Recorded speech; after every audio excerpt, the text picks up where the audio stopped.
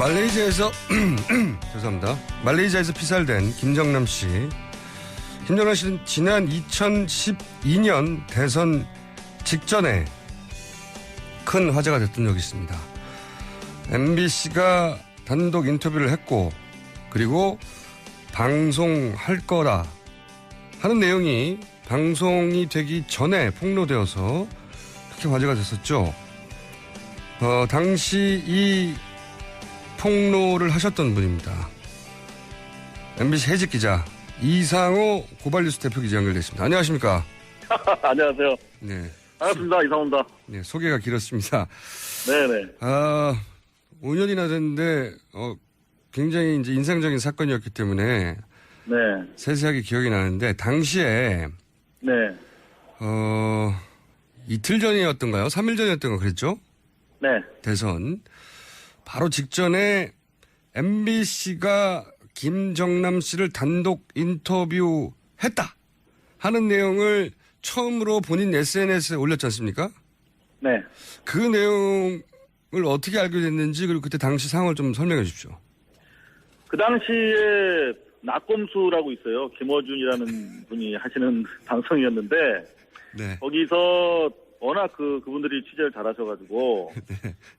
대선 기간 중에 김정남이 한국 또는 제3세계로 망명할 가능성이 있다. 네. 그리고 그게 대선 과정에 당시 NLL 광풍이 불고 있었는데 네네. 그 광풍과 맞물리면서 네. 그야말로 여권 주자를 돕는 그런 공작 차원에서 진행될 가능성이 있다. 이런 취지로 보도하셨잖아요. 그거를 뭐 한 달 전부터 떠들었죠. 예. 예. 네. 그래서 깊은 감화를 제가 받아가지고 예. 취재를 하셨군요. 그렇다면은 당시에 미디어 세트, 언론 지형을 봤을 때 정부 입장에서 만약에 이런 공작이 사실이라면 대단히 보안도 중요하고 그렇죠. 손발이 잘 맞아야 될 거 아닙니까? 그렇죠.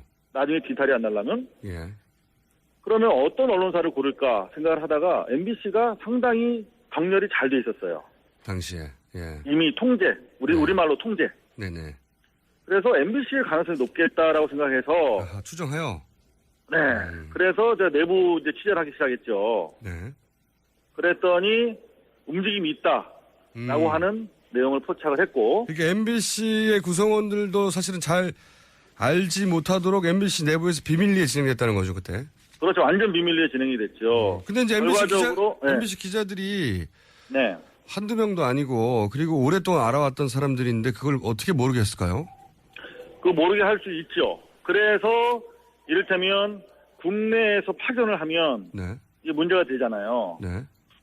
국내에서 움직이려면은 이게 동선이 파악이 다 됩니다. 그러니까 방콕 특파원을 꼭 집어서 보내는 거죠. 아, 해외에 이미 나가 있던 특파원을. 그렇죠. 그러면은 위 채널부터 국제부장부터 특파원 이렇게 간단하게 연결되니까. 그래서 실제로 이름이 좀 그렇습니다. 허무호 특파원이라고 있습니다. 네. 허무회가 아니라 허무호 특파원인데 방콕에 그때 나가 있던 특파원이에요. 네. 그분이 방콕에 있다 갑자기 말레이시아로 날아가죠. 그래서 전격적으로 인터뷰가 이루어지게 됩니다. 근데 그렇게 꽁꽁 숨긴 것을 이상호 기자는 당시 어떻게 알아내신 겁니까? 누굴 때리신 거예요? 당시에는 얘기할 수 없었지만, 네. 충분한 움직임이 있었고, 그리고 내부 제보자가 있었어요. 근데 그분이 혹시라도 피해를 입을까봐, 네. 해고되면서도 안 밝혔죠. 아, 이미 해고되신 분이고?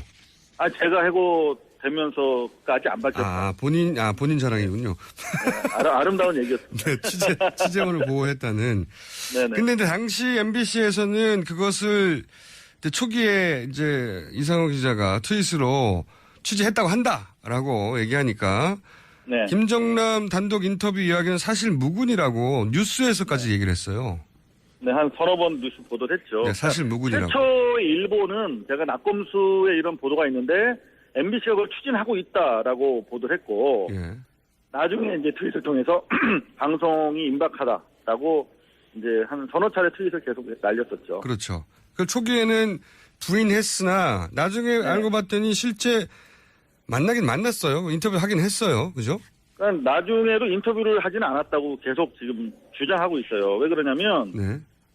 말레이시아 호텔에서 10분간 만났다. 10분간만 만났다. 네, 10분간 대화를 나눴다. 네. 근데 인터뷰한 건 아니다. 라고 주장을 하고 있어요. 사교했나 보죠, 사교. 그거 사교한 거지, 사교. 근데, 네. 제가 내부적으로 확인한 결과, 네. 당시에 제일 이슈가 되는 건 두 가지였습니다. 하나는 망명할 거냐, 안 할 거냐. 그렇죠. 망명설이 네. 있었죠. 두 번째는 NLL 광풍과 관련해서, 네. 노무현 지난 대통령께서 북한에서 혹시 관련한 발언을 한 게 있느냐. 네. 두 가지가 메인 이슈였거든요. 그렇죠. 근데 예. 둘 다 물어봤다는 거예요. 물어봤다. 예. 네, 근데 입맛에 맞는 얘기 안 나온 거죠. 제 그래서? 판단으로는. 아하. 거기서부터 그래서- 물어본 것까지는 팩트고 답변이 원하는 답변이 안 나왔다는 추정이신 거죠. 예. 그렇죠. NLL과 관련해서는 들은 바 없다라고 답변을 했다는 거예요. 그래서 뉴스 가치가 떨어져서 보도하지 않았을 수 있다. 그래서 저는 그렇게 보는 것인데, 또 하나의 가능성은 왜냐면- 왜냐면, 그, 김정남 같은 그 뉴스의 인물은 목격한 자체가 기사입니다. 아니 만나서 인터뷰한 자체가 기사죠. 아니, 인터뷰 안 해도 돼요. 그냥 김정남 보기만 해도 기사예요. 실제로. 맞습니다. 그 일이 있고 나서 1년 뒤인 2014년 1월 12일 날, 요미우리 신문이 보도해요. 말레이시아에서 밥 먹는 거 목격됐다고. 맞아요. 기억납니다. 직접 본 것도 아니야. 요미우리가 본 거야. 예. 근데 그걸 가지고 MBC는 대서 특필을 했어요. 리포트를 하고 난리를 그런데 쳤어요. 본사의 내가 본 것도 방콕 아니고. 특파원에 가서 10분 동안 인터뷰를 했는데 원하는 답변이 안 나와서 보도를 안 한다는 게 말이 됩니까? 그렇죠. 월드와이드 스쿱. 단독 보도죠. 말도 안 되는 거죠. 말이 안 되는 겁니다. 예. 이거는 전 세계가 받아주는 뉴스입니다. 이 정도 뉴스는. 그렇죠. 근데 이제 원하는 보도 답변. 안 한 이유가 뭐냐? 네네. 라고 했을 때 그렇다면 자기들이 기대했던 답변이 나오지 않았기 때문 아니겠느냐라고 추론할 수밖에 없는 것이죠. 그 추론도 합리적이고요. 또 하나는 이미 이렇게 폭로되어서 네. 어떤 뉴스가 나오더라도 그것이 일종의 공작 아니냐고 하는 역풍도 음흠. 그래서 가능할 상황이었기 때문에 워낙 민감한 때여서 그게 이제 플러스 마이너스 계산했더니 그다지 플러스 아니어서 접었을 수도 있죠. 워낙 이 이상호 기자의 그 트윗이 강력한 반향을 불러일으켰거든요. 사실이다 아니다부터 시작해가지고. 사실 허무호 특파원 얘기도 네. 자기가 김정남 씨를 만났더니 제가 이걸 트윗을 통해서 내부 폭로를 한 것을 이미 알고 있더라. 그래서 대화가 원활하지 못했다. 뭐 이런 취지로도 얘기를 하고 있어요, 사실은. 뭐 결과에 맞춰서 말을 그럼에도 불구하고, 네네. 그럼에도 불구하고 보도를 했었어야 되는 것이죠. 만났다. 그러한 취지로 인터뷰를 했다면. 그렇죠. 만났다는 자체로 뉴스고요. 원하는 답변이 안 나왔어도 그렇게 답변했다는 자체가 어마어마한 뉴스니까. 그럼요. 그러면 원하는 답변이 안 나와서 보도를 안 했다면 원하는 답변이었으면 보도를 했을 테니까 원하는 답변이라는 건 정치적으로 굉장히 편향된 자기들에게 유리한 뉴스였으면 했을 거라는 거잖아요. 그렇죠? 그렇죠. 제가 당시에 그걸 내부 고발한 이유는 이게 공영방송이라는 게 어느 쪽을 편들어서는 안 되는 거 아니겠습니까? 네. 그야말로 공정하게 보도를 해야 될 것인데 당시에 NLL 보도라는 것은 이미 광풍 수준의 아무런 근거도 없이 그야말로 말을 낳고 그야말로 선거 분위기를 한쪽으로 몰아가는 분위기였는데 그것과 관련해서 김정남이라고 하는 북한 카드를 쓴다는 자체가 대단히 저는 불공정하다고 생각했기 때문에 내부 고발한 거거든요. 자, 당시 이런 얘기 됐습니다. MBC를 낙점해서 김정남 인터뷰를 추진한 주체는 배후는 국정원이다 주장했는데 어떤 근거에서 그런 말씀을 하긴 뭐 이런 걸 추진하려면 이 정도 정보기관이어야 가능할 건 하지만 어떤 근거에서 취재를 안 해보신 분들은 모를 거예요. 지금 허무호 특파원은 현재 MBC에서 가장 중요한 직책 중에 하나인 사회부장을 맡고 계십니다. 네. 그런데 그분이 뭐 썩 훌륭한 취재기자는 아니에요. 근데 방콕에서 말레이시아로 넘어가서 개인적인 의견이죠. 네, 정도면- 그건. 네. 제가 뭐 개인이니까요. 저는. 네, 개인적인 평가하고. 예. 그런데 제가 물어봤어요. 저는 해고를 당해도 좋다. 예. 근데 여하튼 이제 복직이 돼서 왔지 않습니까? 네. 그랬더니 다시 이 허무호 사건을 폭로한 거 가지고 정지 6개월을 또 때리더라고요. 폭로한 게 언젠데요. 그러니까 해고 사안은 아니라니까 그러면 6개월을 주겠다 이렇게 한 거예요. 그래서 제가 네. 우리 노동조합이랑 같이 예. 나는 2번 해고돼도 좋은데 예. 이거는 공영 언론의 공정성과 관련해서 중요한 사안이니까 허무호의 취재 경위, 네. 지시 내용 네. 이런 것들을 밝혀야 된다. 그래서 네. 이게 과연 불편 부당하게 이루어진 취지였는지를 밝히면 나를 잘라도 좋다. 네. 기본적으로 사실관계가 파악되지 않은 상태에서 어떻게 또 재징계를 하려고 하느냐 해서 특별감사 청구를 했어요. 노조랑 저랑 같이. 네. 근데 거기에 대해서 답변이 전혀 없죠. 무슨 말씀이냐면 네. 해외에 나가서 누구를 만난다는 게 그렇게 생각만큼 간단한 취재가 아니거든요. 어렵습니다. 매우 정교한 자료가 없으면은 네. 갈 수가 없어요. 한 저도- 번 뭐 수천만 엄청난 돈을 들여서 움직여야 되는데. 저도 그거는 충분히 50% 너무 야근데 한 1000% 이해합니다. 저도 해본 적이 있어서. 예. 아, 그럼요. 네. 그래서 어렵습니다. 이거는 취재를 해본 사람은 외국 제3국 내가 있는 곳에서 벗어나서 다른 나라 가서 누구를 만난다? 아유, 그 생각보다 간단치 않거든요. 아는 사람들끼리 약속해서 가서 만나도 어려운 판에. 자, 그렇기 때문에 일단은 뭐 상식적으로 이거는 정보기관이 개입했다라고 보는 거죠. 두 번째는 지금 허무호 씨는 제가 몇 차례 전화 인터뷰를 했는데 방콕에 사는 동포로부터 제보를 받았다라고 하면서도 동시에 말레이시아에서 국정원 직원과 전화 통화한 사실은 있다 이렇게 밝혔어요. 거기까지는 밝혔군요. 그럼요. 그 외국에 나가보면 사실은 그 국정원 쪽 사이드랑 그 뭐 대사관마다 다 나가 있기 때문에 네. 우리가 생각하는 것처럼 국정원 스파이 모양을 하고 막 그렇게 무서운 사람들이 아니에요. 일반인들이에요. 그냥 국정원 직원들도 다. 네. 다 호영호지하고 지냅니다. 외국에 나가면. 네. 대사관 직원이죠, 사실.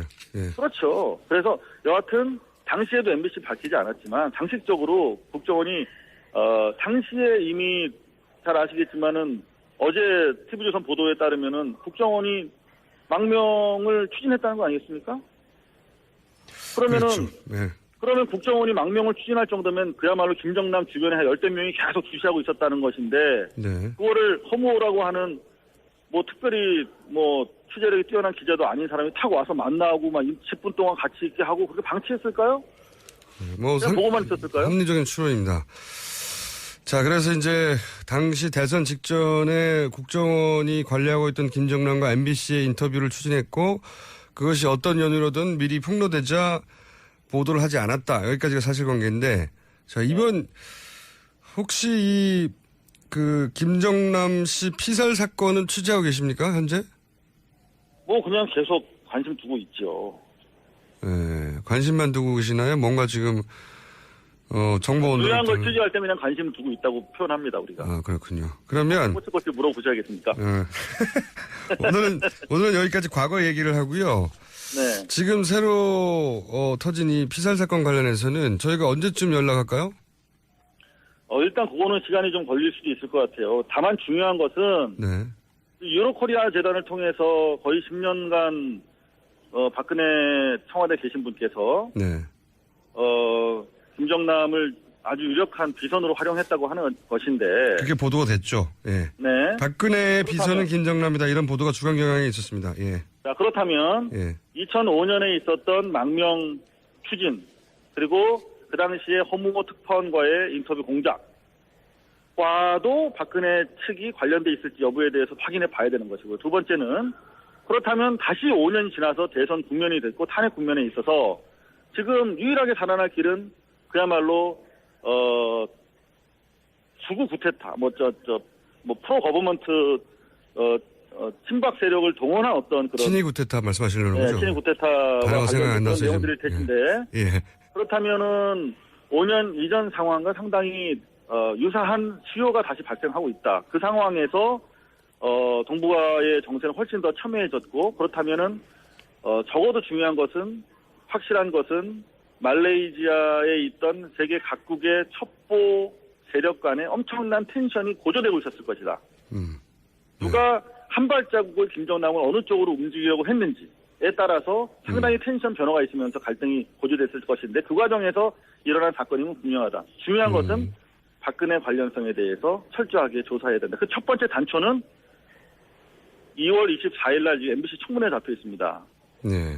그때 최소한 첫 단추인 2012년 MBC 허무호 특파원의 허무한 인터뷰 추진 계획에 대해서 진상조사가 이루어져야 될 것이다. 이렇게 그 진상조사 결과가 나오면 저희가 다시 한번 연결하겠습니다. 네. 예. 오늘 여기까지 듣겠습니다. 감사합니다. 네, 수고하십시오. 네. 고발뉴스 이상호 대표.